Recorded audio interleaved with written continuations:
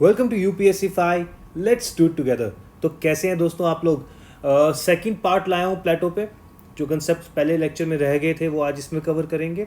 Theory of communism जो है प्लेटो की, जिसमें communism of property and family दिया है, वो कंसेप्ट आज कवर करेंगे प्लेटो का। उसके बाद हम आज जानेंगे फिलोसफर किंग के कंसेप्ट को, और then ideal state at the end, previous year papers को, ये सब आज देखेंगे।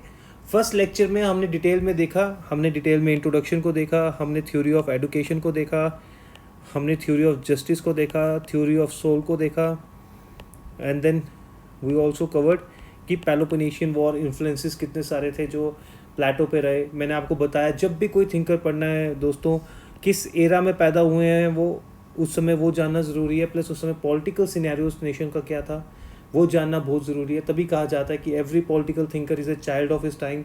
तो इसलिए कभी भी जब आप थिंकर पढ़ेंगे तो इन सब बातों का ध्यान रखिएगा। तो चलिए स्टार्ट करते हैं लेक्चर। जैसे हम ये कंसेप्ट तो दोस्तों कवर कर चुके हैं फर्स्ट लेक्चर में, इन्फ्लुएंसेस इंट्रोडक्शन अच्छे से कवर किया हुआ है। जिन्होंने मेरा फर्स्ट लेक्चर देखा लिंक डिस्क्रिप्शन में दिया हुआ है। आज हम कम्युनिज्म ऑफ फैमिली या वाइफ्स या प्रॉपर्टी करेंगे, और देन प्लेटो का जो कम्युनिज्म है उसको हम मॉडर्न कम्युनिज्म जो कार्ल मार्क्स ने दिया है उसको एक कंपैरिजन देखेंगे। फिर हम आज फिलोसफर किंग का कंसेप्ट पढ़ेंगे, देन क्रिटिक्स, और ये सब तो हम साथ साथ पढ़ ही रहे हैं। और कंट्रीब्यूशन एक ओवरऑल इवैल्यूएशन करेंगे प्लेटो के कि कौन से कंसेप्ट्स दिए हैं, और जो कंसेप्ट्स दिए उनके आगे क्या मतलब फर्दर इन्फ्लुएंसेस क्या बन सकते हैं। प्रीवियस ये क्वेश्चन पेपर्स को देखेंगे। पॉलिटिकल साइंस की जो डिक्शनरी का कंसेप्ट मैंने अपने लेक्चर्स में ऐड किया, आज वो भी वर्चुअस तो बना देगी। वर्चुअस मैंने आपको लास्ट लेक्चर में बताया कि वर्चुअस का क्या मीनिंग है, the one who is able to differentiate between the right and the wrong. और जो वर्चुअस होगा जिसमें रीजन डोमिनेटिंग होगा वही फिलोसफर किंग बनेगा, प्लेटो का ऐसा मानना था। जिसके लिए 50 ईयर्स ऑफ एजुकेशन करिकुलम प्लेटो ने प्रपोज किया है। हमने वो सब डिटेल में देखा पिछले लेक्चर में। तो अब प्लेटो ने कहा लेकिन भाई मैंने पढ़ा दिया उसको 50 ईयर्स, मैंने उसको 50 साल पूरा मॉरल स्टोरीज भी पढ़ाई, ज्योमेट्री, मिलिट्री ट्रेनिंग सब कुछ दिया, उसको डायलेक्टिक्स भी समझाया, उसको ट्रेनिंग भी दी, but at the end of the 50 year जब वो एक फिलोसफर किंग बनने के लिए तैयार हो गया, वो वर्चुअस है, he knows the difference between the right and the wrong, right, उसका करेक्टर बिल्ड हो गया। लेकिन स्टिल देयर आर 2 फैक्टर्स जो करप्शन कर सकते हैं स्टेट में, जो हमारे फिलोसफर किंग को कहीं उसकी वर्चुअसनेस को नीचे गिरा के उसको करप्शन की तरफ ले जा सकते हैं। और वो 2 फैक्टर्स कौन से? उन्होंने कहा सबसे पहला फैक्टर है property and second factor is family. देखिए आप, उन्होंने कहा, प्लेटो ने कहा कि जो प्रॉपर्टी है वो अकमुलेशन अगर करेंगे लोग तो वो करप्शन की तरफ जाएगी। अभी हम इसको नेक्स्ट स्लाइड में डिटेल में देखने वाले हैं, मैं आपको थोड़ा ओवरव्यू बता रहा हूँ। उन्होंने कहा, प्लेटो ने, हमने देखा कि कहा कि सबसे पहले एडुकेशन का कंसेप्ट दिया, एडुकेशन से फिलोसफर किंग बनेगा, फिलोसफर किंग सोसाइटी में जस्टिस लाएगा, जस्टिस आएगा तो सोसाइटी में एक हमारी आइडियल स्टेट बन जाएगी, एथेंस, राइट। हम लोगों ने देखा ये।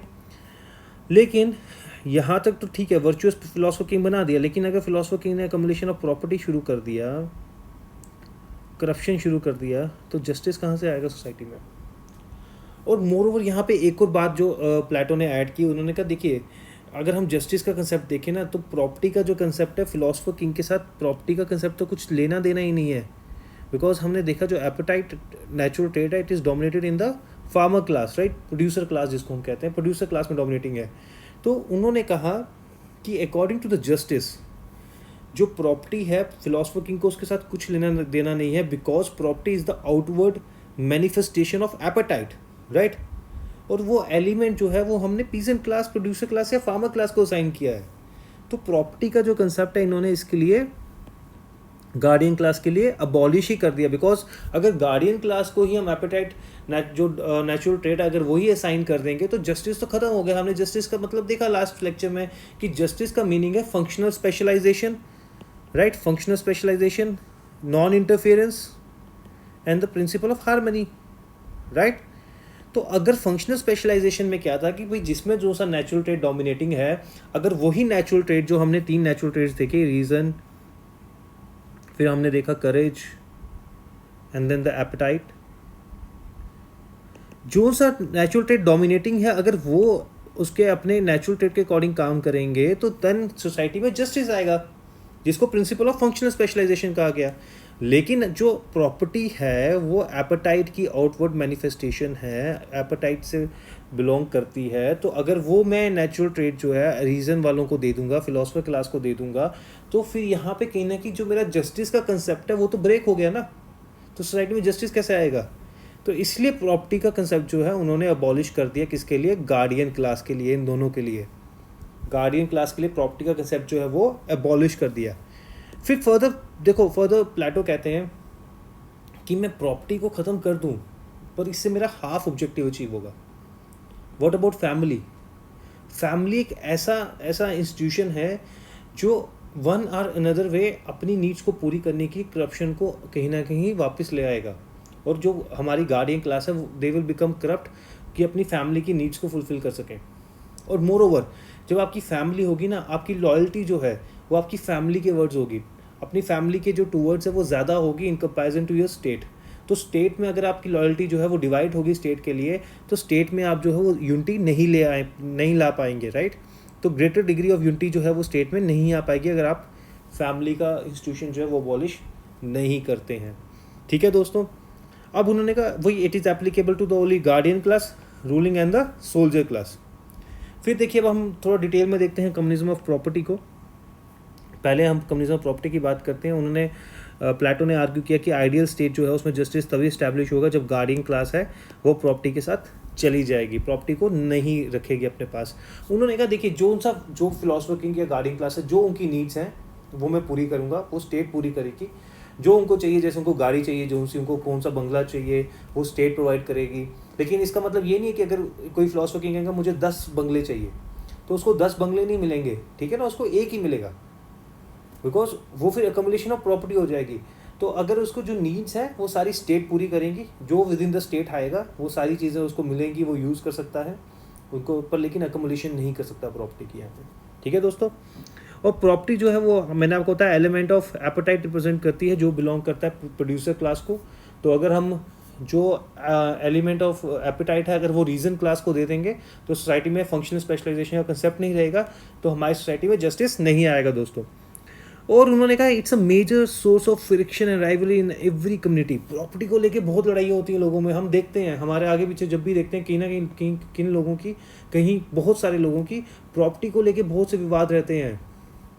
उन्होंने कहा ये विद इन द कम्युनिटी एक बहुत बड़ी फ्रिक्शन क्रिएट करेगा, लोगों की लड़ाइयाँ होगी और इसकी कोई जगह नहीं है आइडियल स्टेट में। It has no recognisation in the ideal state दोस्तों। It leads to corruption. अगर आप प्रॉपर्टी अकोमोडेट करना शुरू कर देंगे तो it will lead to corruption. और हमने देखा कि प्लेटो जो थे, प्लेटो बहुत दुखी थे कि एथेंस की जो हमने देखा पेलोपोनेशियन वॉर में डिफीट हो जाती है, सॉक्रेट को एग्जीक्यूट कर दिया जाता है। उनका मानना था कि जो मेन रीज़न था ना वॉर में हारने का, जिसके लिए उन्होंने बाद में अपना एक अकेडमी भी इस्टेब्लिश की, उनका मानना था कि जो मेन रीज़न था पेलोपोनेशियन वॉर में स्पार्टास के द्वारा एथेंस का हारना, वो इसलिए था क्योंकि एथेंस में करप्शन थी, वहाँ पे करप्शन थी। तो करप्शन को लेके बहुत स्केप्टिकल थे। इन्होंने कहा कि नहीं, मुझे करप्शन किसी ना किसी तरह से ख़त्म करनी है, मैं एक वर्चुअस मैन तो बना दूंगा लेकिन स्टिल प्रॉपर्टी और फैमिली जो है वो वन और अनदर वे क्रॉप अप कर देंगे करप्शन को वापस से।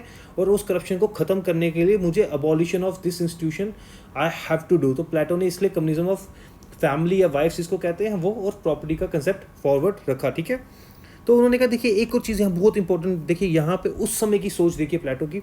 उन्होंने कहा पॉलिटिकल पावर और जहाँ इकोनॉमिक पावर इकट्ठे हो जाए ना, this is very very dangerous for the political purity and the efficiency जो हम स्टेट के लिए देखते हैं। आज भी हम देखते हैं कि जहाँ इकोनॉमिक पावर और पॉलिटिकल पावर कंबाइन करके it is a very dangerous combination for the democracy, right. उस समय प्लेटो ने ये कह दिया था कि अगर आपके पास पॉलिटिकल पावर है, आप रूलिंग क्लास से हैं, आप गार्डियन क्लास से बिलोंग करते हैं, तो इकोनॉमिक पावर रखने का कोई हक नहीं है आपके पास। Then you will use this political power for your economic gains. और ये आज हम देखते हैं, this is a very common example in today's time. उस समय प्लेटो ने एक किस्म का ये सेपरेशन का कंसेप्ट दे दिया पावर का कि the person having a political power should not have a economic powers, because ideal state नहीं बन पाएगी फिर ऐसे, पॉलिटिकल प्योरिटी नहीं रहेगी, करप्शन होगी। अपने पर्सनल गेन के लिए they will use the political power and they will use political power for economic gains, right दोस्तों। अब इसका पर्पस क्या था? देखिए कम्युनिज्म प्रॉपर्टी का पर्पस यही था एक और उनका कि ग्रेटेस्ट डिग्री ऑफ यूनिटी लाना आइडियल स्टेट में, राइट, अपनी, ताकि लोगों में, कम्युनिटी में राइवरी ना हो, फ्रिक्शन ना हो, और रूलर्स जो हैं they will just like rules. लेकिन यहाँ एक और बात प्लेटो का मानना था कि जब वर्चुअस फिलोसफर किंग होगा ही नो कि उसकी लिमिटेशंस क्या है, वो करप्शन नहीं करेगा। स्टिल उन्होंने फिर भी एक स्टेप आगे बढ़ा और ये कंसेप्ट दिया, ठीक है ना। आप समझे कितनी आगे तक वो सोच रहे थे। तो इसका मेन ओवरऑल पर्पस था कि greatest degree of unity in ideal state में लाना, और वहाँ पे कोई फ्रिक्शन ना हो, कम्युनिटी के बीच में कोई जो करप्शन ना हो वहाँ पे। तो this was the main purpose. Corruption भी यहाँ पे मेन पर्पस था, इनका सबसे पहला पर्पस करप्शन था, ठीक है। तो इसलिए इस कम्युनिज्म ऑफ प्रॉपर्टी का कंसेप्ट रखा गया। अब दोस्तों देखते हैं उसका second part, communism of family and wife, ठीक है। बहुत बढ़िया, देखिए कितना अच्छा कंसेप्ट यहाँ पे दिया गया। आप अगर इसको अच्छे से समझेंगे तो इनका कहना था कि भाई मैंने प्रॉपर्टी ख़त्म कर दी, इससे मेरा आधा पर्पस पूरा हो गया, ठीक है ना, मेरा आधा पर्पस पूरा हो गया। लेकिन family is a bigger evil than the property. वो क्योंकि करप्शन एंड नेपोटिज्म, भतीजावाद जिसको बोलते हैं हिंदी में, करप्शन एंड नेपोटिज्म को प्रमोट करती है family. Family is more dangerous than your property दोस्तों। इसलिए इन्होंने अबॉलिशन ऑफ फैमिली का कंसेप्ट भी इंस्टीट्यूशन जो है वो ख़त्म कर दिया। और उन्होंने कहा देखिए फैमिली जो है it requires property for its maintenance, और कम्युनिज्म प्रॉपर्टी के साथ मेरा सिर्फ हाफ ऑब्जेक्टिव अचीव होगा, ठीक है दोस्तों। देखिए उनका और कहना था जब फैमिली होगी ना वो वन अनदर वे वापस करप्शन भी ले आएगी, नेपोटिज्म ले आएगी। तो जितना मर्जी आप प्रॉपर्टी को अबॉलिशन कर ले, किसी ना किसी तरीके से फैमिली उसको प्रमोट करे, फैमिली उसको कहीं ना कहीं फिलोसफर किंग को ये इस चीज़ पे इन्फ्लुएंस कर देगी कि I need property for my maintenance, और आप किसी ना किसी तरह से मेरे लिए वो प्रॉपर्टी लेकर आए। तो इसलिए यहाँ पे उन्होंने कहा कि भाई for the greater unity of the society, even उन्होंने 3 पर्पसेस दिए कि 3 रीज़न के कारण उन्होंने कहा कि मैं कम्युनिज्म ऑफ फैमिली ला रहा हूँ, political purpose, moral purpose, eugenic purpose. Okay दोस्तों, देखिए अब ये 3 पर्पस क्या थे। पहला पर्पस था पॉलिटिकल पर्पस। देखिए पॉलिटिकल पर्पस क्या है कि उन्होंने कहा जो फैमिली जो है ना, फैमिली एक ऐसा इंस्टीट्यूशन है जिसमें आपकी लॉयल्टी जो है बहुत ज़्यादा रहती है अपनी फैमिली की तरफ, अपने बच्चों की तरफ, अपनी वाइफ की तरफ।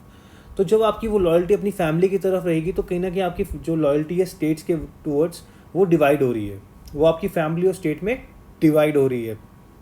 जब वो आपकी डिवाइड होना शुरू होगी तो हम अपना आइडियल स्टेट का कंसेप्ट अचीव ही नहीं कर पाएंगे, राइट।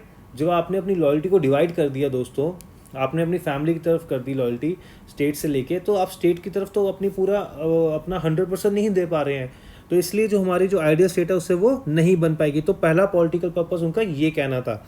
दूसरा मॉरल पर्पस, देखिए क्या कहना था। उन्होंने कहा जो हमारे यहाँ की 50% वुमेन, जो 50% पॉपुलेशन है ना, जो वहाँ पे जितनी भी लेडीज़ थी, उनको सिर्फ 4 दीवारी के बीच में रखा जाता है for the house hold work. आपको बताया मैंने अपने प्रीवियस लेक्चर्स में कि एंशियंट ग्रीक सोसाइटी जो थी वो पेट्रियार्कल सोसाइटी थी, लड़कियों को वहाँ राइट्स नहीं मिलते थे। लेकिन प्लेटो बीइंग द फर्स्ट फेमिनिस्ट, उन्होंने पहली बार ये बात रखा। उन्होंने कहा कि देखिए लड़कियाँ जो है they don't have any natural disability and they can equally contribute towards the society. तो इसलिए उनका कहना था कि जो लड़कियाँ हैं उनको 4 दीवारी के बीच में बंद नहीं रखना है, उनको हमें पढ़ाना है। एजुकेशन का जो कंसेप्ट था हमने देखा, उसमें उन्होंने इक्वल राइट्स फॉर वुमेन की बात की कि उनको भी उस तरह से एजुकेशन देनी चाहिए और वो भी फिलोसफर किंग बन सकती हैं, दे can also hold the top offices, right. तो यहाँ पे उनका मॉरल पर्पस के लिए क्या था कि जब हम उनकी अगर शादी करवा के घर पे बंद करके रख देंगे तो they will not able to contribute towards the society. हमें उसकी जगह उनको शादी नहीं, सिर्फ टेम्परेरी मैरिजेस अरेंज करनी है, और उसके बाद जब ऑफस्प्रिंग्स हो जाएंगे देन दे कैन सेपरेट, ठीक है ना। कोई मोनोगमस रिलेशनशिप जो है वो कोई मोनोगमस रिलेशनशिप नहीं रहेगा, टेम्परेरी स्टेट कंट्रोल मैरिजेस होंगी। इसमें उनका थोड़ा मैं डिटेल में बता देता हूँ, वैसे वो ज़रूरी नहीं है। इसमें कहा था कि कॉमन बैरक्स होंगे, वहाँ पे फिलोसफर किंग्स और फिलोसफर क्वींस होंगी, जो बेस्ट ऑफ मैन या बेस्ट ऑफ वुमेन आप कह सकते हैं वो रहेंगे, and then they will mate. और जो ऑफस्प्रिंग्स होंगे वो उनको नहीं पता होगा कि कौन से उनके बच्चे हैं। जो समर वाले होंगे, जून या कुछ समर मंथ्स में होंगे, वो सब भाई बहन होंगे, और जो विंटर मंथ्स में होंगे वो सब ब्रदर सिस्टर्स होंगे। सारे स्टेट कंट्रोल होंगे, स्टेट एजुकेशन उनका, सारा स्टेट एजुकेशन उनका जो खर्चा है वो उठाएगी एजुकेशन का, और जो बच्चे सारी उनकी नीड्स हैं वो स्टेट पूरी करेगी। और उनका मानना था प्लेटो का, इससे greater unity, degree of unity आएगी स्टेट में। किस तरह से कि सारे बच्चे, जब देखिए आप देखेंगे कि ये बच्चा मेरा हो सकता है, आपको पता नहीं कि आपका बच्चा कौन सा है, राइट। तो वो कहते हैं ये सारे बच्चे जो हैं, every children in Athens will have multiple या मैनी पेरेंट्स या many father and many mothers, right. तो वो हर एक के बच्चे होंगे। तो जब वो हर एक के बच्चे होंगे तो हर एक उनको इक्वली ट्रीट करेगा, तो इस तरह से हम सोसाइटी में greater degree of unity achieve कर पाएंगे और एथेंस आइडियल स्टेट बन पाएगा दोस्तों। तो यहाँ पे मॉरल पर्पस मेन ये था कि शादी करके उनको घर में बंद नहीं करना है, टेम्प्रेरी मेटिंग करवा के फिर उसके बाद वो अपने ऑफिस या टॉप सोसाइटीज़ जो टॉप हमारी ऑफिशियल जॉब्स हैं उसमें वो कंट्रीब्यूट कर सकती हैं। कहीं ना कहीं ये मॉरल पर्पस आ गया। यूजेनिक पर्पस देखेंगे हम, देखिए उनका मानना था कि बेस्ट ऑफ रेस, कि बेस्ट ऑफ मैन और बेस्ट ऑफ फीमेल जो है उनको उनकी टेम्प्रेरी मैच बनाया जाए और उससे जो ऑफ स्प्रिंग्स होंगे वो सबसे बेस्ट होंगे। तो इससे कहीं ना कहीं हमारी रेस जो है उसमें इम्प्रूवमेंट होगी। तो इस 3 पर्पज से उन्होंने कम्युनिज्म ऑफ फैमिली दिया है। और उन्होंने कहा है कि फर्दर द की रूलिंग क्लास है will not be able to discriminate bit among children, right, जो मतलब कि सब उनको पता ही नहीं होगा कि उनके बच्चे कौन से, सबको इक्वली ट्रीट करेंगे। Women will also be relieved from the responsibility and they will be able to devote themselves towards the state दोस्तों। तो इस तरह से वो स्टेट में ज़्यादा अच्छे से कॉन्ट्रीब्यूट कर पाएंगी। अब देखते हैं क्रिटिसिज्म। देखिए एरिस्टोटल हमने बताया था he is a disciple and as well as the biggest critic जो है प्लेटो के। तो इन्होंने सबसे ज़्यादा प्रॉपर्टी की, उन्होंने जब अपनी थ्योरी ऑफ प्रॉपर्टी दी जो हम देखेंगे एरिस्टोटल में, उन्होंने इसमें कहा है सबसे पहले कि देखिए प्रॉपर्टी जो है it's act as a source of motivation. ये हमें मोटिवेशन देती है काम करने के लिए। जब आपको पता है कि भाई मुझे सब कुछ मिल रहा है, मुझे कुछ एक्स्ट्रा मिल नहीं रहा, स्टेट ही मेरी नीड्स पूरी कर रही है, आई कांट अकोमोडेट एनीथिंग, तो आपका मोटिवेशन क्या रहेगा काम करने का, राइट। जैसे हम लोग ज़्यादा हार्ड वर्क करते हैं कि भाई सैलरी इंप्रूव हो जाए, अच्छी रेटिंग्स मिले, इंक्रीमेंटल अच्छे मिले, तो जब आपके पास कुछ ऐसा कंसेप्ट ही नहीं होगा तो आप लोग किस लिए काम करेंगे, राइट। दूसरा उन्होंने कहा it's a source of recognisation of man in society. जब आपके पास ज़्यादा प्रॉपर्टी होती है, अच्छी प्रॉपर्टी होती है, आपको सोसाइटी में रिकग्नाइजेशन मिलती है। तो जब आपको ऐसा प्रॉपर्टी का कंसेप्ट ही नहीं होगा तो कैसे रिकग्नाइजेशन मिलेगी सोसाइटी में। And also it's a source of charity. देखिए उन्होंने कहा कि जब जो फिलोसफर किंग हो गए या गार्डियन क्लास होंगी वो ज़्यादा पढ़े लिखे होंगे, they will be having a more reason, right. तो उनमें जब वो डोमिनेटिंग नेचुरल ट्रेड जो रीज़न होगा तो they will better able to invest, right. अगर वो ज़्यादा इन्वेस्ट करेंगे, अच्छे रिटर्न्स मिलेंगे, वो ज़्यादा चैरिटी भी कर सकते हैं, कंट्रीब्यूट कर सकते हैं टुवर्ड्स सोसाइटी। लेकिन आपको उनको प्रॉपर्टी का कंसेप्ट ही खत्म कर दिया है। वो सिर्फ काम करेंगे, स्टेट के एडमिनिस्ट्रेटिव फंक्शन चलाएंगे, they can't use property for the benefits of the other as well as for themselves, right. Against the human psychology, मैंने कॉमन ये लिखे हैं वाइफ्स ऑफ प्रॉपर्टी के लिए या फैमिलीज़ के लिए, जो कम्युनिज्म ऑफ फैमिली और उसका है। ह्यूमन साइकोलॉजी के अगेंस्ट है। Loss of production which belongs to everyone belongs to nobody, right. जब आपको पता है कि ये सब चीज़ें सबकी हैं, मेरी तो कुछ है ही नहीं है, तो आपकी लॉस ऑफ प्रोडक्शन होगा, लोग मेहनत नहीं करेंगे ज़्यादा। Oppose to principle of liberty and equality, आज तो जहाँ लिबरलिज्म की इतनी बात होती है तो वहाँ पे तो आपको प्रॉपर्टी रखने का हक ना मिले, आपको फैमिली शादी करने का हक ना मिले, तो ये कितना बड़ा मुद्दा बन जाएगा। लिबर्टी के अगेंस्ट आपकी equality concept. As old institution जो है वो उन्होंने प्रोबेबल गुड के लिए कर दिया। ही वॉज नॉट श्योर, देखिए जो इसके आउटकम्स थे, he was not sure about it, right. उन्होंने सिर्फ प्रपोज किए थे, उन्होंने कहा था कि ऐसा हो सकता है, राइट। उसके लिए तुमने इतना एज ओल्ड इंस्टीट्यूशन जो शादी का है वो ही ख़त्म कर दिया। उसका misunderstand the relationship between the mother and the children. देखिए आपको पता है कि माँ और जो मतलब बेटे का रिलेशन है, इट्स वेरी इंपॉर्टेंट, बिकॉज उनको जितने एक्चुअल में एथिक्स की जो प्लेटो बात करते हैं या प्लेटो कहते हैं कि जितना हमें उनको मॉरल स्टोरीज पढ़ानी है एजुकेशन में, तो वो एक माँ जिस तरह से कर सकती है वो एक स्टेट नहीं कर सकती। और आपको पता है it's very well said, the hand that rocks the cradle rules the world, right. तो इसलिए मदर का रूल जो है वो अलग ही रूल है। तो ये सब थोड़े क्रिटिसिज्म्स हैं। तो अब हम देखते हैं दोस्तों एक प्लेटो कम्युनिज्म वर्सेस मॉडर्न कम्युनिज्म। देखिए मॉडर्न कम्युनिज्म जो है ये कार्ल मार्क्स ने दिया था। कार्ल मार्क्स ने एक प्रपोज किया था कि भाई जो इंडस्ट्रियल रेवोल्यूशन जब चल रहा था तो वर्कर क्लास थी, तो उन्होंने कहा कि जो वर्किंग क्लास है वो एक रेवोल्यूशन लाएंगी और उससे वो कैपिटलिस्ट क्लास जो है उसको ओवरथ्रो कर देंगी। और जब वो कैपिटलिस्ट क्लास को जो ओवरथ्रो करके खुद अपने हाथों में रूल ले लेंगी तो तब हमारी स्टेट में कम्युनिज्म आ जाएगा, राइट। और उस समय कम्युनिज्म का मतलब क्या होगा कि जितनी सारी प्रॉपर्टी होगी वो इक्वली डिस्ट्रीब्यूट हो जाएगी टुवर्ड्स द वर्किंग क्लास। तो अब ये मैंने आपको थोड़ा थोड़ा बताया, ये कार्ल मार्क्स हम डिटेल में देखेंगे। तो अगर एक कंपैरिजन कर लें, यहाँ पे बात की जा रही है स्फीयर ऑफ एप्लीकेशन की, तो प्लेटो का जो कम्युनिज्म है आपने देखा, उसका मतलब है कि हमें प्रॉपर्टी छोड़नी है और हमें फैमिली का कंसेप्ट खत्म करना है। तो ये और किसको एप्लीकेबल है, ये गार्डियन क्लास को एप्लीकेबल है। और यहाँ पे हम कार्ल मार्क्स की बात करें, it was applicable to the whole society. तो किस तरह से ट्रांजिशन आएगी सोसाइटी में, उन्होंने कहा एलेबरेटिव एजुकेशनल सिस्टम से। जब एजुकेशन सिस्टम होगा, हम एजुकेशनल जो उन्होंने अपना करिकुलम दिया उसका मैंने बताया आपको 2 मेन पर्पस थे, आइडेंटिफिकेशन एंड ट्रेनिंग। जब हम आइडेंटिफाई करेंगे नेचुरल ट्रेड किस में कौन सा है उसके अकॉर्डिंग उसको काम देंगे, तो एजुकेशन सिस्टम से हम ट्रांजिशन लाएंगे प्लेटो कम्युनिज्म। यहाँ पे उन्होंने कहा था एक वायलेंट रेवोल्यूशन होगा जिससे कैपिटलिस्ट क्लास को ओवरथ्रो किया जाएगा। यहाँ पे sharing of common property and wives, यहाँ पे क्या हो रहा है कि यहाँ पे अपना पर्सनल प्राइवेट ऑनरशिप नहीं रख सकते, लेकिन यहाँ पे कॉमन ऑनरशिप होगी प्रॉपर्टी वाइफ्स की। लेकिन यहाँ पे उन्होंने सिर्फ प्रॉपर्टी की बात की है। यहाँ पे मेन है satisfaction of the minimum need. जितनी स्टेट में आपकी जो आप है मिनिमम नीड्स अपनी स्टेट में जो सी चीज़ अवेलेबल है उस पर उसके थ्रू अपनी मिनिमम नीड्स को पूरा कर सकते हैं यहाँ पे। लेकिन satisfaction of all material needs जितनी थी वो कवर होंगी। यहाँ पे किस में अथॉरिटी वेस्ट होगी बाद में, यहाँ फिलोसफर किंग में होगी। फिलोसफर किंग जो है मेन हमारा रूलर वही कम्युनिज्म को स्टेट में लाएगा। और यहाँ पे वर्किंग क्लास, हमने बताया आपको कि वर्किंग क्लास किस तरह से रेवोल्यूशन लाके कैपिटलिस्ट क्लास को ओवरथ्रू करके वर्किंग क्लास के पास राइट्स आ जाएंगी। और यहाँ पे मेन प्रेमिस थी मॉरल वैल्यूज़ की, यहाँ मटेरियल सेटिस्फेक्शन की, कि भाई वर्कर्स को उनका हक नहीं मिलता है, उनको उतने पैसे नहीं मिलते जितना वो काम करते हैं। तो जब वो कैपिटलिस्ट को थ्रू करेंगे तो उनकी जितनी मटेरियल नीड्स हैं वो सारी सेटिस्फाइड हो जाएंगी। तो ये एक मैंने थोड़ा शॉर्ट में आपको एक कंपैरिजन दिया। जब हम कार्ल मार्क्स पढ़ेंगे तो आप और अच्छे समझ पाएंगे कि ये कंपैरिजन कितना बढ़िया कंपैरिजन दिया है यहाँ पे। फिर दोस्तों हम देखते हैं फिलोसफर किंग का कंसेप्ट, बहुत इंपॉर्टेंट कंसेप्ट है फिलोसफर किंग। हम अभी तक सारा पढ़ते रहे, जस्टिस आएगा, एजुकेशन का कंसेप्ट पढ़ते रहे, लेकिन लाएगा कौन? फिलोसफर किंग, सबसे इंपॉर्टेंट फिलोसफर किंग। देखिए यहाँ पे मैंने प्लेटो की फ़ोटो बनाई है यहाँ पे। एक्चुअली कई लोगों का कहना है कि जो उसने इतना कुछ दिया वो एक्चुअली खुद फिलोसफर किंग बनना चाहता था, 50 साल तक वो खुद पढ़ता रहा ये सब चीज़ें, पर ये चीज़ें हम अपने आंसर्स में नहीं लिखते। एनीवेज, अब उसकी फिलोसफर किंग से लेके देखिए दो बड़ी फेमस कोटेशंस हैं कि until philosopher are the ruler, or rulers जो हैं वो फिलोसफी सीख जाएंगे, till the time there is no end to the predicament of human life.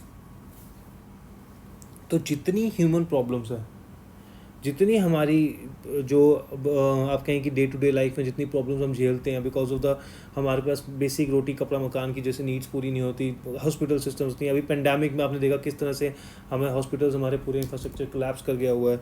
तो वो चीज़ें बेसिक नीड्स जब तक हमारी पूरी नहीं हो रही है तो वो कब तक पूरी नहीं होंगी। उसका मानना था कि जब तक फिलोसफर्स जो हैं वो रूलर नहीं बन जाते या जो रूलर्स हैं वो फिलोसफी सीख नहीं लेते, तब तक हमारी जो जितनी भी ह्यूमन प्रॉब्लम्स हैं उसका सोल्यूशन नहीं आएगा। ये प्लेटो ने अपनी रिपब्लिक बुक में लिखा है। प्लस एक और लाइन है, नो लॉ और ordinance is mightier in the knowledge. जितने आप लॉ बना लीजिए, देखिए कहीं ना कहीं मिसयूज हो जाते हैं, जितने ऑर्डिनेंस ले आए आप, कोई मतलब नहीं है अनटिल अनलेस वो सब जो हैं सबऑर्डिनेट है नॉलेज के। दोस्तों समझ रहे हैं आप? तो यही मेन कंसेप्ट था, नॉलेज इज वर्चुअस, जो थ्योरी ऑफ नॉलेज थी सॉक्रेट ने, फिर उसको प्लेटो ने अपने फिलोसफर किंग बनाने में यूज़ किया। तो देखिए अब रीज़न आता है यहाँ पे कि फिलोसफर किंग का कंसेप्ट हमारा पीके का कंसेप्ट क्यों दिया जी प्लेटो ने। देखिए प्लेटो जो था ना, he was highly dissatisfied with the prevailing condition Athens. Okay, उसको बहुत कुछ हमारा पॉलिटिकल इंस्टेबिलिटी थी, एक्सेसिव इंडिविजुअलिज्म था वहाँ पे, और बहुत मतलब आप कहेंगे करप्शन थी वहाँ पे। ठीक है, तो प्लेटो का मानना था कि अगर वहाँ पे जो कंडीशन इतनी डेप्लोरेबल है उसको अगर हमने ठीक करना है, then there is only one solution, that is जो वर्चुअस मैन है वो हमें लीड करे। प्लेटो बिलीव करता था कि इन सब रीज़न जो करप्शन हो रही है, जो इंडिविजुअलिज्म है वहाँ पे, देखिए प्लेटो बिलोंग करता था सोक्रेटिक स्कूल ऑफ थॉट से, जो मानते थे कि society is prior to self, right.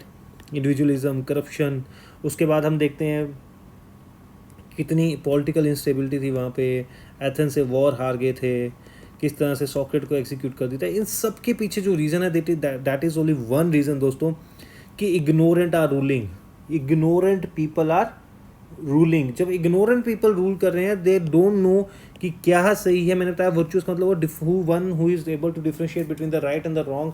वो इग्नोरेंट को तो पता ही नहीं है कि सही क्या है गलत क्या है, उसको पता ही नहीं है कि उसकी पावर्स क्या हैं। वो सिर्फ he is going for the limited goods, जैसे कि पैसों के लिए, मनी के लिए, लैंड के लिए। He is running after the, जो इग्नोरेंट पीपल हैं they run after the limited goods. Okay, लेकिन जो फिलोसफर किंग है उसको पता है कि भाई मुझे जो है एक्चुअली में अपनी सोसाइटी का भला करना है। He will never run for this limited goods, money, land, property, इन सब चीज़ों के लिए नहीं जाएगा। तो यहाँ से एक फिलोसफर किंग का एक कंसेप्ट दिया गया है जिसके लिए आप पूरी थ्योरी ऑफ, देखिए यहाँ पे मैंने आपको पूरा डिटेल में बताया है किस तरह से स्टेट कंट्रोल एजुकेशन आएगी। तो एजुकेशन का जो 50 ईयर्स का करिकुलम है, 50 ईयर के करिकुलम के बाद फिलोसफर किंग आएगा, जिसमें रीज़न जो है वो डोमिनेटिंग नेचुरल ट्रेड जो है डोमिनेटिंग कौन सा होगा, रीज़न होगा नेचुरल ट्रेड डोमिनेटिंग। और जब वो आएगा तो वो जस्टिस लाएगा। जस्टिस में हमें 3 चीज़ें मिलेंगी, functional specialization, principle of non interference और प्रिंसिपल ऑफ हार्मनी। जब ये सब चीज़ें हो जाएंगी तो मेरी स्टेट में आइडियल स्टेट बनेगी। प्लस फिलोसफर किंग के ऊपर एक रिस्ट्रिक्शन भी है यहाँ पे दोस्तों, communism of wife and property, right.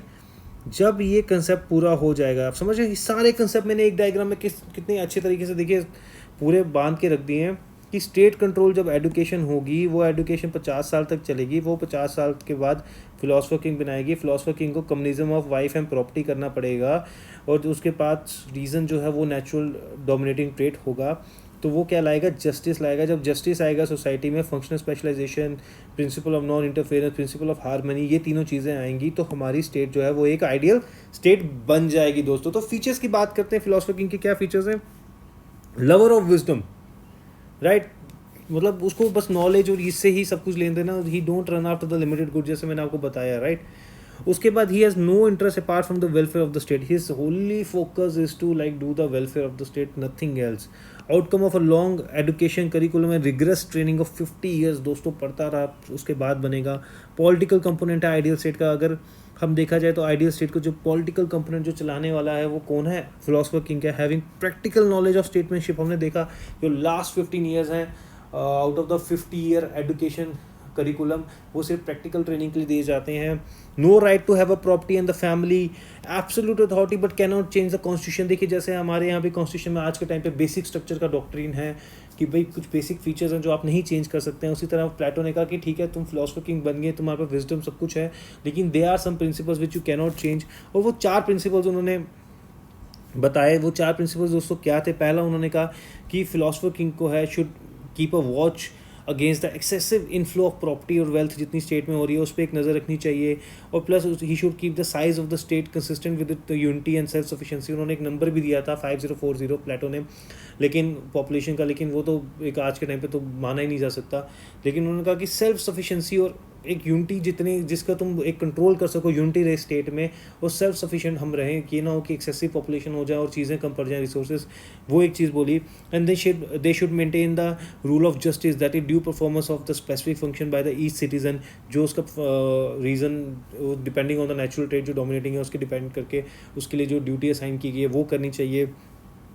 फिर हम देखेंगे philosopher king has to maintain the system of education, जो उसने दिया है वो फिलोसफर किंग की ड्यूटी है मेंटेन करना। तो ये 4-5 चीज़ें कुछ ऐसे बेसिक डॉक्ट्रिन्स दिए जो कॉन्स्टिट्यूशन के, उन्होंने कहा कि जो फिलोसफर किंग चेंज नहीं कर सकता, otherwise it's an absolute authority, final decision इसी का है, ठीक है।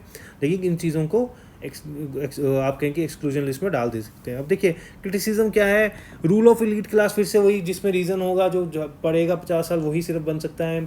अगर आप देखें कि कहीं ना कहीं क्लास बेस्ड सोसाइटी बना रहे हैं यहाँ पे, ये भी क्रिटिसिज्म, क्लास बेस्ड सोसाइटी बना रहे हैं। और इन्होंने कहीं ना कहीं हमने देखा कि आज के टाइम पे, और no rule of law see is better than the rule of man. हम यहाँ पे देखिए, यहाँ नो नहीं आएगा, यहाँ पे लिखिए rule of law is always better than the rule of man. Aristotle ने ये लाइन की। और आज के टाइम पे भी हम देखते हैं कि जितना मर्जी वर्चुअस इंसान हो, जितना मर्जी पढ़ा लिखा हो, जितना मर्जी उसमें एथिक्स हो, लेकिन स्टिल जो है constitution is the best source जिसमें उसकी पावर्स को हम लिमिटेड कर सकते हैं, करप्शन करने से बचा सकते हैं। तो एरिस्टोटल कहते हैं कि rule of law is always better than the rule of man, leads to totalitarian society. देखिए हम एक क्रिटिक्स पढ़ेंगे जो कार्ल पॉपर हैं, उन्होंने अपनी बुक में enemy of its open society, ये बहुत ज़रूरी है, आप बड़े सारे आंसर्स में यूज़ कर सकते हैं, एनमी ऑफ ओपन सोसाइटी, ठीक है, ओपन सोसाइटी, इसमें एक बुक है उनकी, उसमें उन्होंने इसको बताया कि किस तरह से प्लेटो के जो आइडियाज़ हैं, ठीक है ना, चाहे वो हम फिलोसफर किंग की बात करें या जस्टिस की बात करें या हम यहाँ पे उनकी आइडियल स्टेट की बात करें, तो ये सब चीज़ें कहीं ना कहीं हमारे को देखें तो टोटलिटेरियन स्टेट की तरफ ले जाते हैं। कहाँ ले जाते हैं दोस्तों? टोटलिटेरियन स्टेट, मतलब कोई रूल ऑफ, मतलब आप अपनी मर्जी से कुछ नहीं, कोई फ्रीडम नहीं है, state is the final authority, जो स्टेट कह रही है वही करना है आपके पास, आपको आपकी ड्यूटीज़ बताई जा रही हैं, आपको कोई राइट्स नहीं दिए जा रहे हैं। दोस्तों ये कार्ल पॉपर का आप अपनी हर एक मतलब क्रिटिसिज्म में यूज़ कर सकते हैं। कि किस तरह से उन्होंने कहा कि प्लेटो के जो जो आइडियाज़ है फिलोसफर किंग की बात हो, अब टोटलिटेरियन स्टेट है, फिलोसफर किंग की फाइनल अथॉरिटी है। एजुकेशन अगर 50 साल की जो उनका करिकुलम है उसी को फॉलो करना है, आपके पास कोई फ्रीडम ऑफ चॉइस नहीं कि भाई मैं मेडिकल लूँगा, मैं मिलिट्री लूँगा, मैं एनडीए जाऊँगा या मैं इंजीनियरिंग करूँगा। नो, स्टेट ही सब कुछ बता रही है आपको, डिक्टेट कर रही है आपको डे टू डे लाइफ में। स्टेट ने कहा नहीं, आप में रीजन डोमिनेट करता है, आप फिलोसफर किंग बनोगे, आप में एपेटाइट डोमिनेट करता है, आप प्रोड्यूसर क्लास बनोगे। तो state is leading to totalitarian state, absolute rule है, लोगों का कोई से ही नहीं है। और सबसे बड़ा क्रिटिसिज्म कि rule of law is always better than the rule of man, ये we have seen this in a practical life. आज के टाइम पे एप्लीकेबल कॉन्स्टिट्यूशन, और इंडिया कॉन्स्टिट्यूशन कितना बेहतरीन कॉन्स्टिट्यूशन, जिस किस तरह से वो जो एक सेपरेशन ऑफ पावर रखता है, पॉलिटिकल इकोनॉमिकल पावर, ये हमारे डिफरेंट जो हमारे पिलर्स कह सकते हैं, डेमोक्रेटिक पिलर्स जिनको हम कहते हैं डेमोक्रेसी के, उनको किस तरह से उन्होंने ब्यूटीफुली डिफाइन किया कि कौन किसके क्या फंक्शनल लिमिटेशंस बताइए ताकि करप्शन जो है वो मिनिमम हो पाए। अगर नहीं तो एक इंसान का रूल रहेगा तो it will lead to dictatorship, right. तो उसके बाद दोस्तों आता है आइडियल स्टेट का कंसेप्ट। इसमें मैंने यही डायग्राम्स आपको फिर से बताई है, क्योंकि आइडियल स्टेट एक्चुअल में देखा जाए तो है क्या। देखिए, हम आइडियल स्टेट की बात करें, आइडियल स्टेट मेरी है क्या। आइडियल स्टेट हमारी जो है वो सारे जितने भी कंसेप्ट हमने पढ़े हैं आज अभी तक वही है। देखिए, सबसे पहला आइडियल स्टेट में क्या होगा दोस्तों, क्लास डिवीजन ऑफ सोसाइटी होगा। ये सेम चीज़ें आप देखिए, यही है, आपको कंसेप्ट समझना है, आप फिर उसको रीयूज़ कर सकते हैं। सबसे पहला फीचर क्या होगा आइडियल स्टेट में, क्लास डिवीजन ऑफ सोसाइटी होगा। दूसरा, उसमें रूल ऑफ फिलोसफर किंग होगा। तीसरा, स्टेट कंट्रोल एजुकेशन होगी। स्टेट कंट्रोल दोस्तों एजुकेशन होगी। चौथा, फंक्शनल स्पेशलाइजेशन होगी। फंक्शनल स्पेशलाइजेशन होगी दोस्तों उसमें। पांचवा, communism of wife and property, जो हमने पढ़ा वही चीजें लिखनी है आपने, communism of wife and property, right. Equal status for women, equal status for women. Justice होगा, स्पिरिट ऑफ जस्टिस होगा दोस्तों। देखिए कितना बने, मैं कितने बना सकता हूं। देखिए, मैनेजेबल पॉपुलेशन होगी, मैनेजेबल पॉपुलेशन होगी। स्टेट सेंसरशिप होगी ओवर द मटेरियल जो बच्चों को पढ़ाया जाएगा,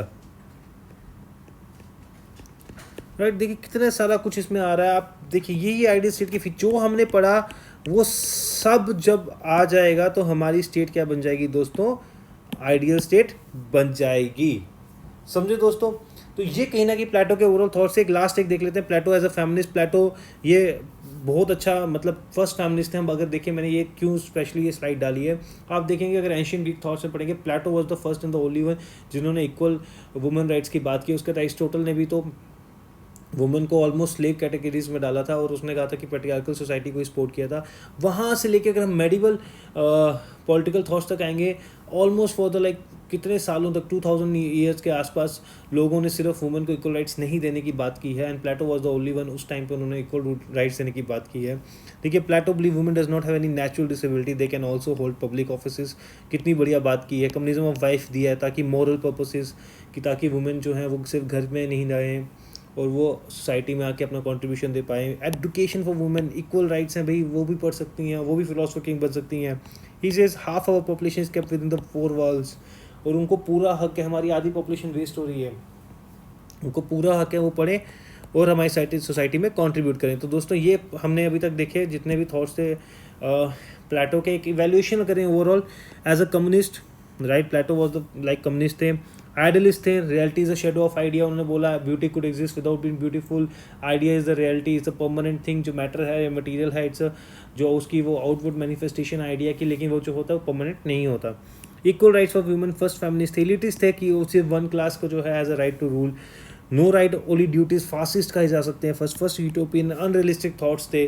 तो ये this is the overall evaluation हमने देखा। ये डिटेल में आप सब लिख सकते हैं इसके अंदर, ये सब हम डिटेल में पढ़ चुके हैं दोस्तों। अब बात करते हैं कंट्रीब्यूशन की। कंट्रीब्यूशन, थ्योरी ऑफ जस्टिस दी, functional specialization, rule of vice and virtuous, emancipation of women, importance of education, organic theory, dialectic methodology, basis for idealism और फासिज्म। देखिए कितना कुछ उनका कंट्रीब्यूशन है यहाँ पे, तो जो हमने पढ़ा ये सब उसी में कंट्रीब्यूशन है। देखिए, ऑर्गेनिक थ्योरी में आपको थोड़ा सा बता दूँ, जिस तरह से छोटे छोटे सेल्स बन के ग्रो करते हैं, ठीक है, एक ऑर्गन्स को कह सकते हैं आप ग्रो करते हैं, इंडिविजुअली एक ऑर्गन बनाते हैं, उसी तरह उन्होंने कहा कि जैसे इंडिविजुअल्स हैं, इंडिविजुअल्स मिलके एक क्लास बनाते हैं, जैसे फिलोसफर क्लास, वैसे ही इंडिविजुअल्स मिलके यहाँ पे सोल्जर क्लास बनाएंगे, इस तरह से ये फार्मर क्लास बनाएंगे, और ये जब मिल जाएंगे तो ये हमारे क्या बना देंगे दोस्तों, ये हमारी स्टेट बना देंगे। And this is a basic concept for the organic theory, किस तरह से छोटे छोटे सेल्स मिलके हमारी एक स्टेट को बना रहे हैं दोस्तों। तो फासिज्म पता, आइडियलिज्म थे, डायलेक्टिक मेथोडोलॉजी हम देख चुके हैं, हमने सॉक्रेट्स में भी देखा। प्रीवियस ये क्वेश्चन पेपर दोस्तों देख लेते हैं जल्दी से। Reality is a shadow of idea, बहुत आसानी से कर सकते हैं। Beauty could exist without being beautiful, समझा चुका हूँ 1000 बार, अब तक तो याद होना चाहिए आपको कि जो मैटर है दैट इज़ नॉन परमानेंट, और सिंपल आइडिया जो है वो एक्चुअल में जो है वो रियल होता है, वो हमारा जो है परमानेंट होता है, वही चीज़ लिखनी है। For no law and ordinance is mightier than the Plato knowledge, आपने इसमें देखते हैं प्लेटो का फिलोसफर किंग का कंसेप्ट लिखना है। अंटी फिलोसफर, ये भी हमारा फिलोसफर किंग आ गया। Plato communism with the modern communism, बहुत अच्छा मैंने आपको इसमें डायग्राम दी हुई है, चार्ट दिया हुआ है, ये कंपैरिजन दिया हुआ है, वो आप देख सकते हैं। Plato theory is a logical result of इस कंसेप्शन ऑफ जस्टिस। देखिए मैंने आपको बताया कि प्लेटो की जो एजुकेशन की थ्योरी है is complementary to the theory of the justice. Justice तभी आएगा, फंक्शनल स्पेशलाइजेशन तभी आएगी जब एजुकेशन है उसके थ्रू हम लोगों के नेचुरल रेट को डिटरमाइन कर पाएंगे, और हम उसको अपनी फंक्शनल स्पेशलाइजेशन या जो सी उसकी स्पेसिफिक ड्यूटी है वो उसको असाइन कर पाएंगे दोस्तों। प्लेटो कम्युनिज्म जो है वो एक किस्म का जो है आप कह सकते हैं कि एजुकेशन जो है उसका भी सप्लीमेंट्री आप कह सकते हैं, बिल्कुल कह सकते हैं, क्योंकि देखिए जब हमने नेचुरल ट्रेड कर लिया है, फिलोसफर किंग को वर्च्यू से रीजन डोमिनेटिंग वाले को फिलोसफर किंग बना दिया, लेकिन उसके बाद जो है वो वर्च्यूज बन गया है, he knows the differentiation between the right and the wrong, but still he can do the corruption, he can like for his property he can go for the accumulation of the property, and he can like for the family he can accumulate the property। तो दोनों चीज़ों को abolish किया गया ताकि वो सब कुछ सही करे स्टेट के लिए। वेस्टर्न वन में से कि जितने हमारे वेस्टर्न थॉट्स हैं कि वो प्लेटोनिक या एंटी प्लेटोनिक है, but hardly ever non platonic. ये देखिए इसमें आपने आंसर लिखने की, कार्ल पॉपर ने कहा कि जितने भी हमारे आजकल के वेस्टर्न पॉलिटिकल थॉट्स हैं उसमें हम कहेंगे या तो प्लेटोनिक है या तो नॉन प्लेटोनिक है, लेकिन या तो प्लेटोनिक है या एंटी प्लेटोनिक है, बट नॉन प्लेटोनिक नहीं है। देखिए हमने देखा उसका एरिस्टोटल आते हैं तो वो भी सिर्फ प्लेटो के थॉट्स के ऊपर ही बोलते हैं, उनको उनके क्रिटिसिज्म पे बोलते हैं। प्लेटो ने अपने थॉट्स रखे, उसके बेसिस पे आज तक हम देखेंगे लोगों ने कितने इस पर इन्फ्लुएंस हुए। एरिस्टोटल की बात करेंगे, उनके डिसाइपल थे, उन्होंने एंटी प्लेटोनिक थॉट्स दिए लेकिन स्टिल नॉन प्लेटोनिक नहीं थे। तो हम देखते हैं कितने सारे थिंकर्स होते हैं टाइम टू टाइम अपने व्यूज़ रखते हैं कि पॉलिटिकल थॉट्स, जैसे हम आहिस्ता पढ़ेंगे आगे देखेंगे कहाँ का प्लेटो का इन्फ्लुएंस था। तो उन सब के थॉट्स जो थे आइदर इट वाज प्लेटोनिक और anti platonic, but non platonic नहीं थे दोस्तों। Plato was enemy of the open society. Karl Popper मैंने आपको बताया किस तरह से टोटलिटेरियन स्टेट की तरफ ले जाता है, लिबरलिज्म का कंसेप्ट खत्म कर देते हैं वो, और यहाँ पे हम देखते हैं कि किस तरह से वो किसी को राइट्स नहीं देते, सिर्फ ड्यूटीज़ की बात करते हैं। तो Aristotle critic of Plato idealism हम देखेंगे नेक्स्ट एरिस्टोटल में, ये हम पढ़ेंगे दोस्तों कि प्लेटो जो थे आइडियलिस्टिक स्कूल ऑफ थॉट से बिलोंग करते थे, आइडिया को रियल मानते थे, लेकिन एरिस्टोटल थे वो रियलिज्म से बिलोंग करते थे, वो रियलिटी मानते थे कि रियलिटी जो है वो हमारे आसपास जो है वही रियलिटी है। किस तरह से उन्होंने आइडियलिज्म का क्रिटिक बना, ये हम एक्चुअल में इसको हम ज़्यादा डिटेल में समझ पाएंगे जब हम एरिस्टोटल पढ़ेंगे दोस्तों। तो आज के पॉलिटिकल साइंस डिक्शनरी की बात करें, पॉलिस दोस्तों, पॉलिस आपको पता है सिटी स्टेट होता है। जब भी आप प्लेटो की बात करेंगे तो आप पॉलिस वर्ड यूज़ करेंगे ज़रूर अपने आंसर में। सिटी स्टेट जो थे एंशियंट ग्रीक, मैंने बताया आपको वहाँ पे छोटे एंशियंट ग्रीक में सिटी स्टेट्स थे। तो self sufficient autonomous urban centre, right. Utopian हो गया जो रियलिस्ट ना हो, जो कभी रियलाइज ना हो पाए हो। तो जो यूटोपियन कहते हैं ना, पॉलिटिकल थॉट जो है प्लेटो के यूटोपियन है, कभी रियलाइज नहीं, प्रैक्टिकल इंप्लीमेंटेशन कहाँ हुई उसकी आज तक, कभी हुई नहीं है। तो यूटोपियन थॉट्स है क्या। Idealistic school of thought, idea is the like, आप कभी भी अपना आंसर शुरू करेंगे, मैंने आपको बताया आप अपना आंसर शुरू कैसे करेंगे। प्लेटो बीइंग द आइडियलिस्टिक, या प्लेटो बिलोंगिंग टू द आइडियलिस्टिक या आइडियल स्कूल ऑफ थॉट, ठीक है। आइडियलिज्म आप बोल सकते हैं, वहाँ से बिलोंग करते थे। तो जब वो आइडियलिस्टिक स्कूल ऑफ थॉट से बिलोंग करते थे, उनके आइडियाज़ वो इसलिए ही बिलीव कि आइडिया जो है वो लाइक परमानेंट है, वो it's a shadow of reality, जो रियलिटी है it's a shadow of idea. और प्लेटो किस तरह से आइडियलिस्टिक स्कूल ऑफ थॉट से बिलोंग करते थे, आइडिया को ही सब कुछ मानते थे। उन्होंने आइडियल स्टेट की बात की, उसमें एक आइडिया ही रखा लेकिन वो कभी रियलाइज़ नहीं हो पाया, यूटोपियन रह गया वो कंसेप्ट। कम्युनिज्म की बात हुई, common ownership, no private ownership. Aristocratic क्या हो गया? एरिस्टोक्रेटिक हो गया जिसमें रूल ऑफ इलीट हो, एक पर्टिकुलर, जैसे हम लिखेंगे बार बार, रूल ऑफ इलीट की जगह आप एरिस्टोक्रेटिक वर्ड यूज़ कर सकते हैं। डायलेक्टिक्स मेथड जो है, having a dialogue, logical argumentation करके फिर बाद में उसके अपने थॉट्स को, नॉलेज को प्यूरीफाई करके ट्रू नॉलेज की तरफ जाना, डायलेक्टिक मेथड। लॉजिकल आर्गुमेंटेशन हम उसको कह सकते हैं। तो this are the some keywords, ठीक है। तो दोस्तों कोई भी डाउट हो, any question, any doubts, you can call us on this number. Please like and subscribe, share this, and you can follow us on insta ID also.